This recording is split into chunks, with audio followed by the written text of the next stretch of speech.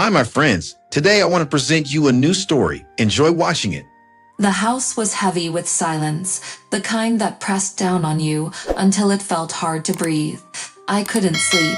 Every time I closed my eyes, I saw Kimberly's face. So small, so innocent. Tomorrow would be the funeral, but something didn't feel right. It had been so sudden. One moment she was here, alive, and the next gone. How could I have lost her without warning? I sat in the living room, the soft ticking of the grandfather clock my only company. The coffin, small and white, sat in the guest room down the hall. I hadn't been allowed to see her since the doctor declared her gone. Caden had insisted it was for the best, saying it would be too painful for me. He claimed her body had deteriorated too much. But why? Why would her body be in such a state? It was then that I heard it, so faint I almost thought it was my imagination. A small, muffled sound. Help. My breath caught in my throat. I sat up straight, heart pounding in my chest. I listened again, straining my ears. Was it my grief playing tricks on me? But then it came again, slightly louder this time. Help me. I jumped to my feet, feeling the floor tilt beneath me. My legs shook as I rushed down the hall toward the guest room. The door creaked as I pushed it open, and there before me sat the coffin. My pulse thundered in my ears. I couldn't possibly have heard, could I? My hand hesitated over the coffin's lid. Every logical part of my brain told me this was madness. Kimberly was gone. We were preparing to bury her. But the voice, that voice. Slowly, I lifted the lid, my heart nearly stopping as I stared down at what should have been a lifeless body. But there she was, Kimberly, alive, her small hands bound, her eyes wide with fear.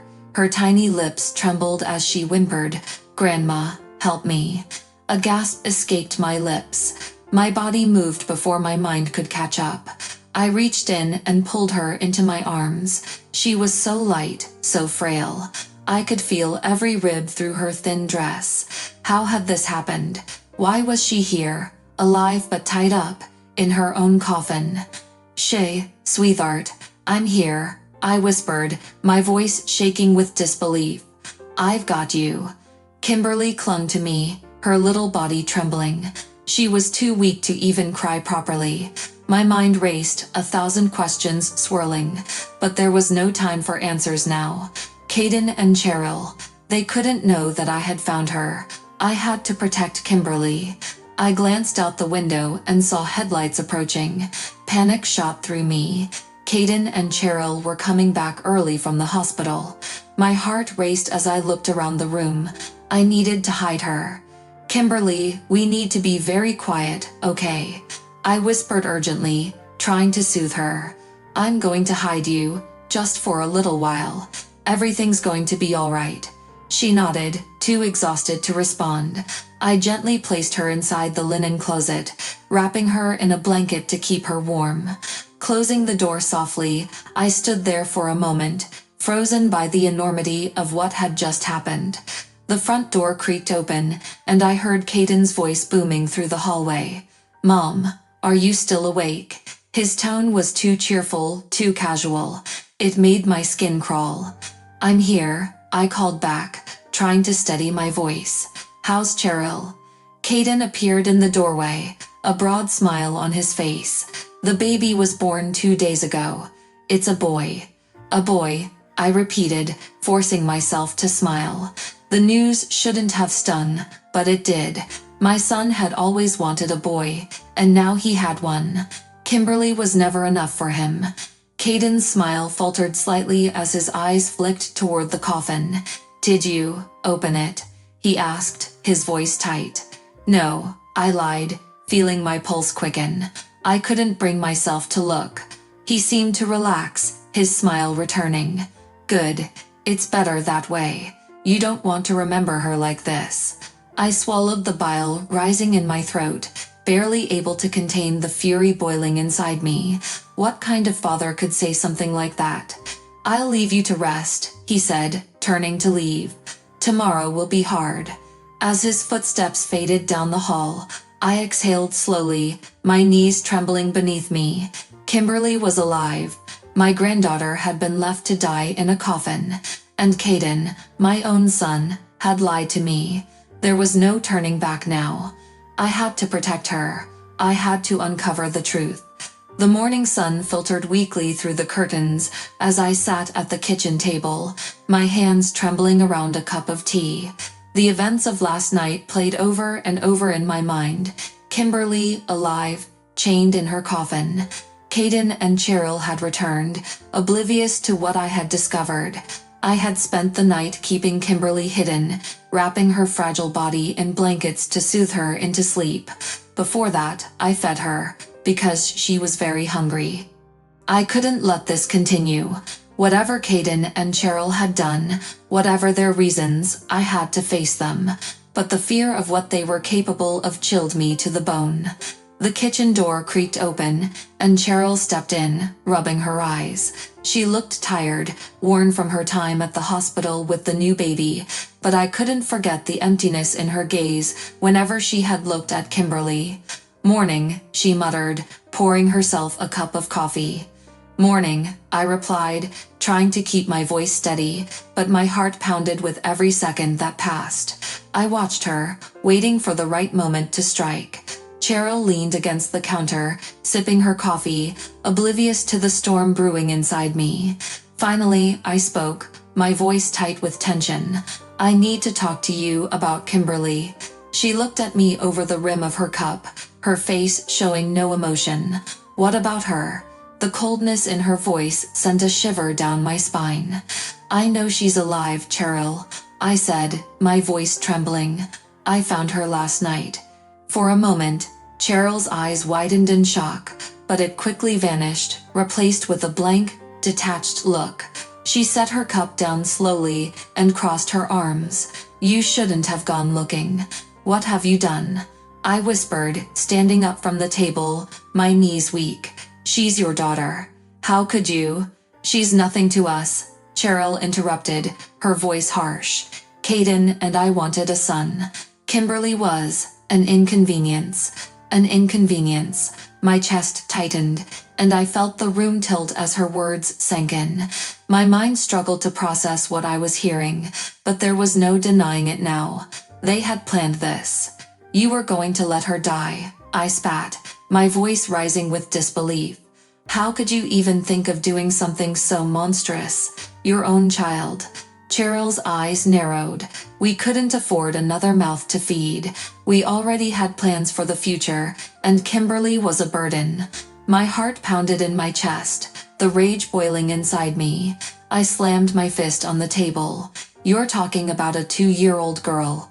Your daughter. You were going to bury her alive." "We did what we had to do," she replied coldly, taking a step closer. "Don't act like you know what's best for us." "Where's Caden?" I demanded, my voice trembling with fury. "I want to hear it from him. I want to hear how the two of you could plan something so evil." "He's at the hospital with the baby," Cheryl said with a shrug, as if the conversation were nothing more than a minor inconvenience to her. "There's no point in dragging him into this. What's done is done." "No," I said, shaking my head. "It's far from done. I'm calling the authorities, Cheryl. I'm taking Kimberly away from both of you." Cheryl's eyes darkened. "You're not taking her anywhere," she hissed, stepping closer until she was inches from my face. "You think you can walk in here and take control of our lives. Caden will never let you have her." The tension in the air was suffocating, but I stood my ground, my voice hard. "I'm not giving you a choice. I will protect Kimberly, no matter what." Cheryl's lips twisted into a cruel smile. "Good luck proving anything. You have no evidence." I stared at her, my hands trembling with rage. Evidence or not, I had to act. Kimberly's life depended on it. As Cheryl turned to leave the kitchen, her indifference only fueled my determination. I couldn't let them win. I couldn't let them destroy my granddaughter's life for the sake of their selfish desires. Gripping the phone in my hand, I dialed the number for Child Protective Services. I stood in the doorway of the dimly lit living room, my breath shallow as the weight of what Cheryl had confessed settled over me. Kimberly lay asleep on the sofa, her tiny body wrapped in a blanket, as if oblivious to the nightmare she had been spared from. My fingers hovered over the phone, my mind racing with the enormity of what I was about to do. The sound of the front door creaking open startled me, and I quickly placed the phone down. Caden stepped into the room, his face drained of color, as if the last few days had hollowed him out. In his arms, he cradled their newborn son, swaddled tightly. His eyes locked onto mine, filled with exhaustion but no remorse. "Where's Cheryl?" he asked, his voice hoarse. "She went upstairs," I replied, my voice cold. "We need to talk, Caden." He blinked at me, as if trying to muster some semblance of emotion, but all that came out was a tired sigh. "Not now, Mom. I've just gotten back from the hospital. The baby." "I don't care about the baby right now," I cut him off, my voice sharp. "I know about Kimberly. I know what you and Cheryl were planning." His body stiffened, and for a moment, I thought I saw a flicker of panic in his eyes. But then, just as quickly, it vanished, replaced by a mask of indifference. He shifted the baby in his arms, his jaw clenched. "You don't understand," he muttered, avoiding my gaze. "It wasn't supposed to be like this." "Then explain it to me," I demanded, stepping closer to him, my voice trembling with anger. "Explain how you could abandon your daughter, how you could bury her alive, and walk away." Caden's hands tightened around the baby, his eyes darting toward Kimberly on the sofa. He swallowed hard, his face pale in the low light. It wasn't supposed to get this far. "Cheryl and I."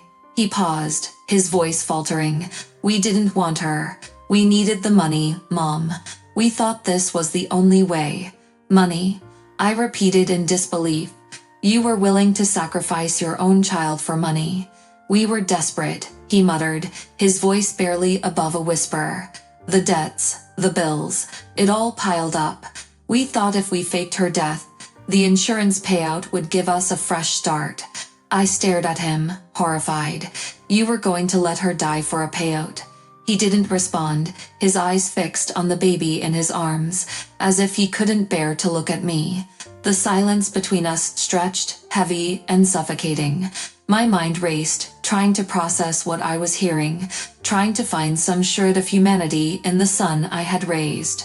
But all I saw was a man who had lost himself, lost everything that mattered. "I can't believe this," I whispered, tears stinging my eyes. "You were going to let her die for money, Caden, your own daughter." He shook his head slowly, but there was no denial, no attempt to justify what he had done. He knew there was nothing left to say. I turned away from him, my heart pounding in my chest.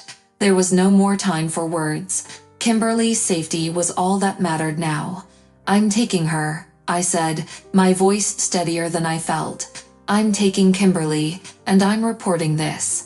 You and Cheryl will have to face the consequences." Caden didn't stop me. He just stood there, silent, as I reached for Kimberly, gently lifting her into my arms. Her tiny body stirred, but she remained asleep, her breathing soft and peaceful against my chest. As I turned to leave, Caden's voice, low and broken, echoed behind me. "I didn't know it would come to this, Mom. I didn't know." I paused for a moment, but I didn't look back. "You should have known." And with that, I walked out of the house, Kimberly safe in my arms, leaving behind the son I no longer recognized. The next day, I arrived at Caden and Cheryl's house just before dusk, my heart pounding as I stepped onto the creaky porch. The weight of the impending confrontation pressed heavily on me. Kimberly was safe at a friend's place, away from the chaos, and tonight, I was ready to finally face the truth once and for all. The door swung open before I could knock. Cheryl stood in the doorway, her face pale and drawn. Her eyes darted nervously as if she had been waiting for me, knowing this moment would come. "What are you doing here?" she hissed, glancing behind her, as though Caden might emerge at any second. We need to have another very serious conversation, Cheryl. No more lies, no more dodging the truth, I said firmly, stepping inside without waiting for an invitation. My voice was steady, but inside, my nerves were frayed. This was it, the final showdown. Cheryl's hands trembled as she closed the door behind me, her breath quickening. "Caden's not here," she muttered, avoiding my gaze. "He's out." "I'm not here for Caden," I interrupted, my eyes locked on her. "I'm here for the truth. Why did you two think you could get away with faking Kimberly's death? Why did you think she didn't matter?" Cheryl's eyes widened, and for a brief moment, I saw the mask of composure slip. "You don't understand," she stammered. "We didn't want to hurt her. Not really. It got out of hand." "Not hurt her." My voice shook with disbelief. "You left your 2-year-old daughter to die, chained in a coffin, Cheryl. How can you say it wasn't meant to hurt her?" Tears welled up in her eyes, but I felt no sympathy. Not anymore. She had crossed a line, and there was no going back. "We were desperate," Cheryl whispered, her voice cracking. "After the baby, after he was born, everything changed. We couldn't manage both of them. And Caden, he was sinking under the debt. We thought it was the only way." I shook my head, my heart pounding in my chest.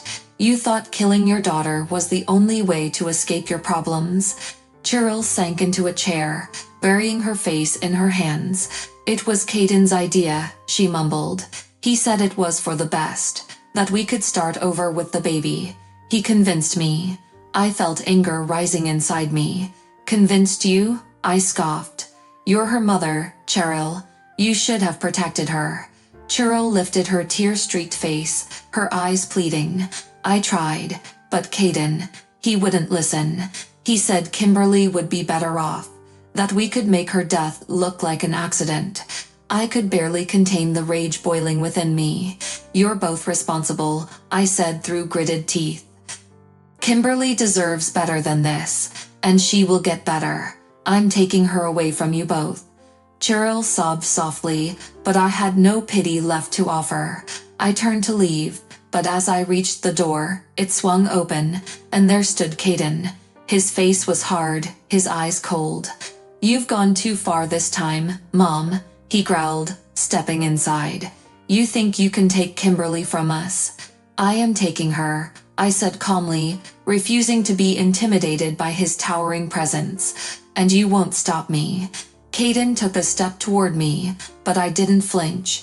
"You think you're better than us?" he snarled. "You think you can just walk in here and play the hero?" "I'm not playing anything, Caden," I replied, my voice unwavering. "I'm protecting my granddaughter from the inhumans she was born to." His eyes darkened, but before he could say another word, I spoke again. "I've already reported you both to the authorities. You'll be hearing from them soon." The silence that followed was heavy. Cheryl's sobs grew louder as Caden's face drained of color. For the first time, I saw fear in his eyes. I turned and walked out, the door closing behind me with a final, resounding thud. This battle was over, and Kimberly was safe. The morning sun filtered through the curtains, casting a soft golden hue over the room. I sat at the edge of the bed, watching Kimberly sleep peacefully beside me, her small hand clutching the corner of her blanket. Her face, once pale and hollow, now had a healthy glow. The nightmare was finally over. I quietly got up, careful not to wake her, and made my way to the kitchen. The house felt different now, lighter, more alive. The burden of fear and uncertainty had lifted since the confrontation with Caden and Cheryl. Kimberly was safe, and for the first time in a long while, I felt hope stirring within me. As I brewed coffee, I thought about everything that had happened. The authorities were already building a case against Caden and Cheryl, and Kimberly had officially been placed in my custody. The path ahead wouldn't be easy. There would be legal battles, court hearings, and a long road to recovery for Kimberly, but I knew we'd get through it together. The soft padding of little feet brought me back to the moment. I turned to see Kimberly standing in the doorway, rubbing her eyes, her teddy bear clutched tightly in her arm. "Good morning, sweetheart," I said, kneeling down to her level. "Did you sleep well?" She nodded, her thumb slipping into her mouth as she shuffled over to me. I scooped her up, holding her close, feeling the warmth of her small body against mine. "Are we going to see Daddy today?" she asked, her voice small but curious. I hesitated, gently brushing a strand of hair from her face. "No, not today, honey. But we're going to do something special. Just you and me." Her eyes brightened at the mention of something special. "What are we going to do, Grandma?" I smiled. "We're going to the park, and then we'll have a picnic. How does that sound?" Her face lit up with excitement, and she nodded eagerly. "Can we bring my teddy bear?" "Of course," I said, kissing her forehead. "Teddy can come too." The morning passed quickly as we prepared for our little outing. I packed a small basket with sandwiches, fruit, and Kimberly's favorite juice, while she excitedly grabbed her teddy bear and some crayons for drawing. It was simple, but after everything we'd been through, this felt like a monumental step toward healing. At the park, Kimberly ran across the grass, her laughter filling the air. I spread out the blanket under a large oak tree, watching her play. For the first time in what felt like forever, I allowed myself to breathe, to appreciate this moment of peace. As she ran back to me, breathless and smiling, I realized how much strength Kimberly had. Despite the horrors she'd been through, she was resilient. She would grow up with love and care, and I would make sure she never felt unwanted again. "Grandma, look. I drew you and me." Kimberly held up her drawing, a simple sketch of two stick figures holding hands under a big yellow sun. "It's beautiful, darling," I said, feeling tears prick my eyes. I hugged her close, whispering, "You and me, together, always."